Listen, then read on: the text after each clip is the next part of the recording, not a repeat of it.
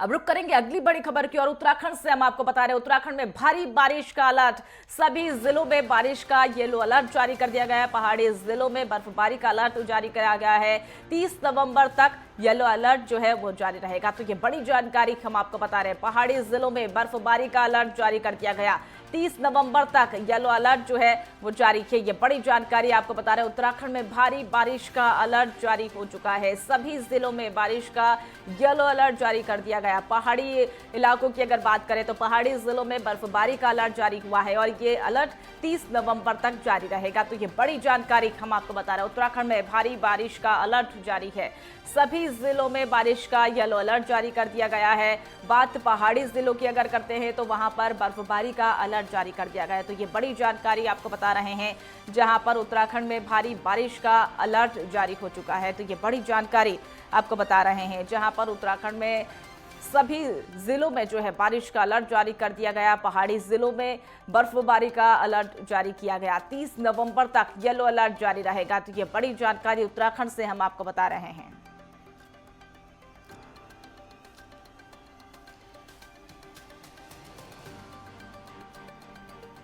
इस खबर पर और अधिक जानकारी के लिए हमारे साथ हमारे सहयोगी ज्ञानेंद्र तिवारी हमारे साथ जुड़े हुए हैं। ज्ञानेंद्र, जिस तरीके से उत्तराखंड में भारी बारिश का अलर्ट जारी कर दिया है, ऐसे में लोगों को किन किन परेशानियों का सामना करना पड़ रहा है?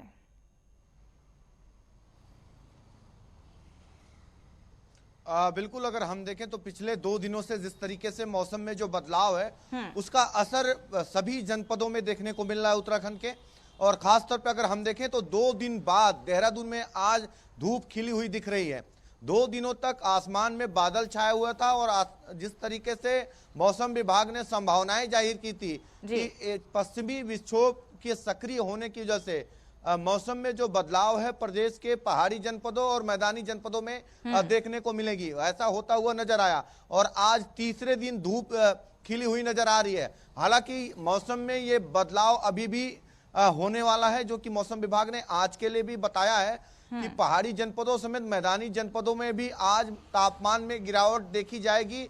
और मौसम जो कि देखा गया था, पहाड़ी जो जनपद हैं रुद्रप्रयाग, चमोली और उत्तरकाशी, इन जनपदों में 3500 फीट की अधिक ऊंचाई वाले इलाकों में जो बर्फबारी हुई है उसकी वजह से मैदानी जनपदों में भी ठंड साफ तौर पे महसूस की जा रही है। जो हवाएं चल रही हैं वो कहीं ना कहीं उसकी वजह से ठंड में बढ़ोतरी हुई है, तापमान में गिरावट आई है। और ऐसे में घरों से बाहर निकलते हुए लोगों को इसका विशेष तौर पे ध्यान रखना पड़ रहा है। गर्म कपड़े पहन के ही लोग घरों से बाहर निकल पा रहे हैं। और आज तीसरे दिन धूप का जो कहीं ना कहीं देखने को लोगों को मिल रहा है। तो कुल मिला के अगर हम देखें तो आज भी जिस तरीके से मौसम विभाग ने कहा है कि पहाड़ी क्षेत्रों में 3500 फीट की अधिक ऊंचाई वाले इलाकों में बर्फबारी की संभावनाएं हैं। हमने देखा था कि बद्रीनाथ और केदारनाथ का जो ऊंचाई वाला इलाका है, जो चमोली और रुद्रप्रयाग में आता है, इन इलाकों में बर्फबारी हुई है।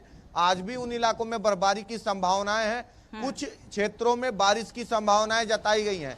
मैदानी जनपदों की अगर बात कर लें तो देहरादून, हरिद्वार, उधम सिंह समेत पहाड़ के जो जनपद हैं, चाहे वो पिथौरागढ़ हो, बागेश्वर हो या फिर नैनीताल हो या फिर पौड़ी हो, टिहरी हो, इन इलाकों में बारिश की संभावनाएं बनी हुई हैं। ज्यादा ऊंचाई वाले इलाकों में बर्फबारी की संभावनाएं हैं। ऐसे में अगर हम देखें तो ये एकाएक मौसम में जो बदलाव है वो पश्चिमी विक्षोभ के सक्रिय होने के कारण है। उत्तराखंड समेत कई इलाकों में तापमान में जो गिरावट है वो कई प्रदेशों में देखी गई है।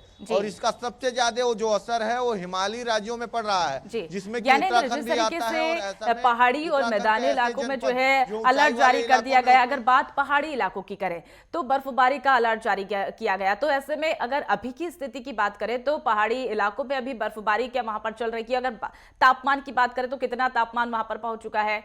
क्या गिरावट कितनी दर्ज की जा रही है?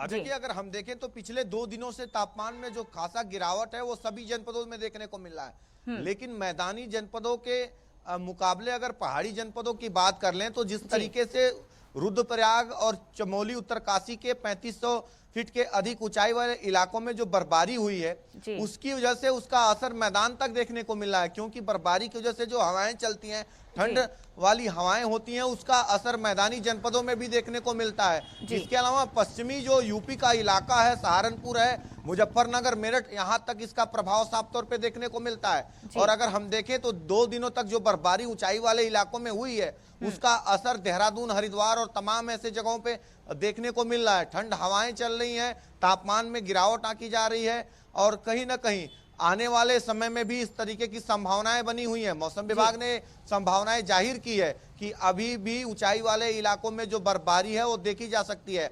अगर पहाड़ी जनपदों के तापमान की बात कर लें तो तापमान, अगर अधिकतम तापमान 12 से 13 डिग्री सेल्सियस का तापमान और ये माइनस तक जाता हुआ नजर आ रहा है। आज भी इसकी संभावना है, क्योंकि चमोली और रुद्रप्रयाग में सबसे तेजी से तापमान गिरा है। वो अगर हम कुमाऊं के इलाके की देखें तो पिथौरागढ़ में, नैनीताल में तापमान काफी तेजी से नीचे आया है। तो ऐसे में अगर हम देखें तो जो हिल स्टेशन है उत्तराखंड के, चाहे नैनीताल हुआ, फूलों की घाटी हुई, मसूरी हुआ, औली हुआ, यहाँ पर्यटकों का आना जाना इन दौरान बढ़ा है। पिछले 2 दिनों में जिस तरीके से मौसम में गिरावट हुई है तो पर्यटक स्तर भी गुलजार हुए हैं। और विशेष तौर पर अगर हम देखें तो मौसम विभाग ने आने वाले समय में भी मौसम में बदलाव की पूर्ण रूप से संभावनाएं जाहिर की हैं। जी जी जी ज्ञानेंद्र तिवारी, जिस तरीके से मौसम में बदलाव हो रहा है और तापमान की अगर बात करें तो माइनस में पहुंचने की भी संभावना है।